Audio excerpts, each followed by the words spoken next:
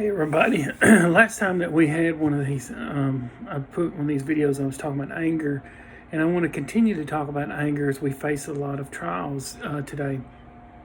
I'd like to talk about the parable of the prodigal son that comes from Luke chapter 15, verses 11 through 32. I understand that this is a picture of God's love.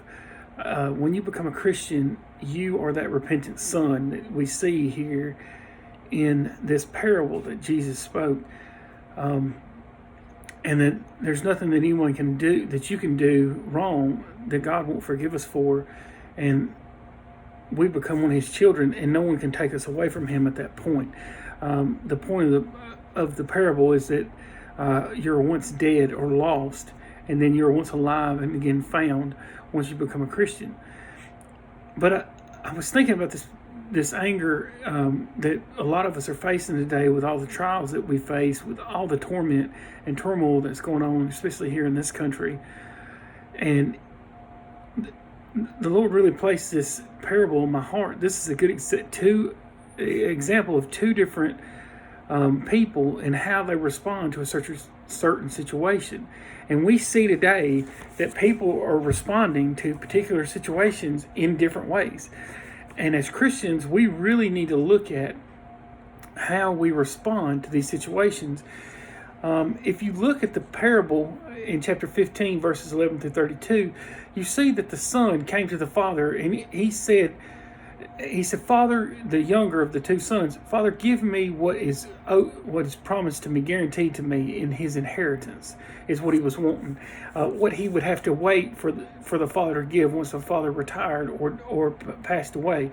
But he wanted it early in life. And so the father divided up his belongings, all that he had, and he gave his son his half. Well, the son left, went off to a foreign country, and he wasted it. He just ruined it in bad living. It says in verse 13, it says he squandered his property in reckless living. He spent everything he had. He took everything he had, and then he went and spent everything he had.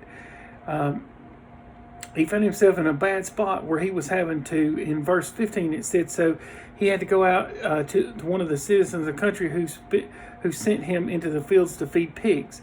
And he was longing over the food that was there for the pigs because he was so hungry. As we look further down, we see that the son has decided to go home. He said, my father's servants have more bread than this.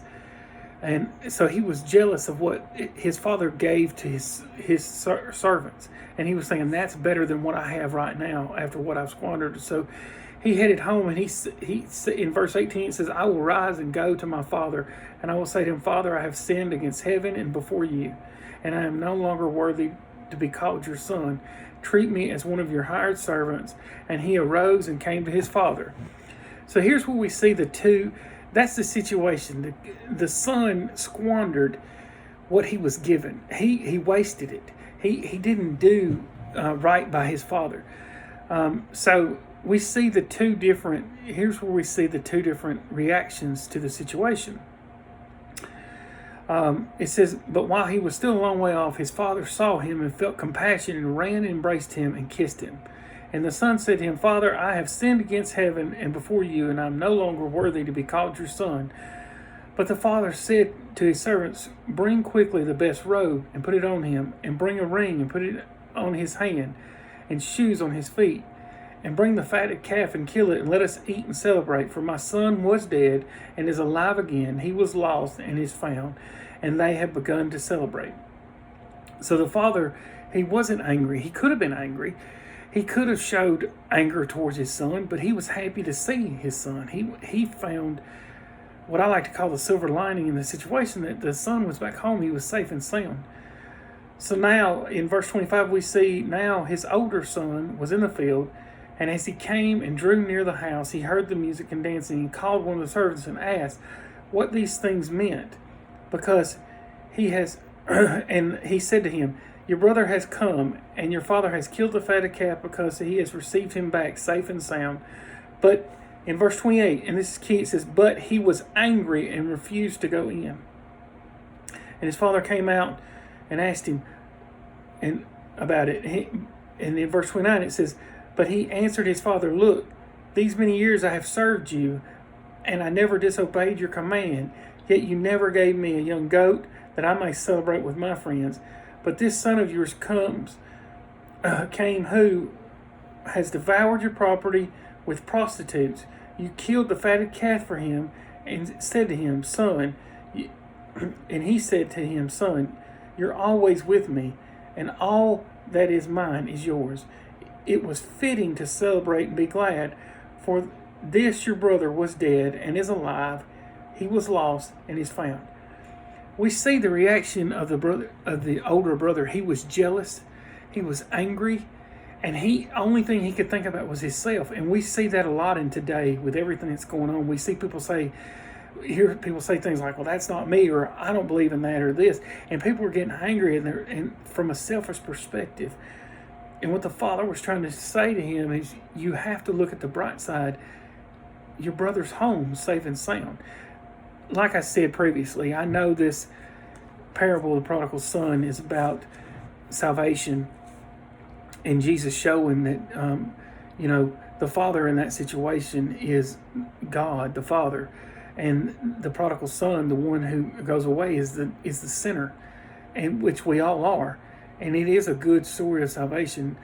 But as I was reading this parable, I just couldn't break away from the two different examples of how to deal with a situation. One was with compassion, as it says in verse 20, and he arose, came to his father. But while he was still a long way off, his father saw him and felt compassion and ran and embraced and kissed him.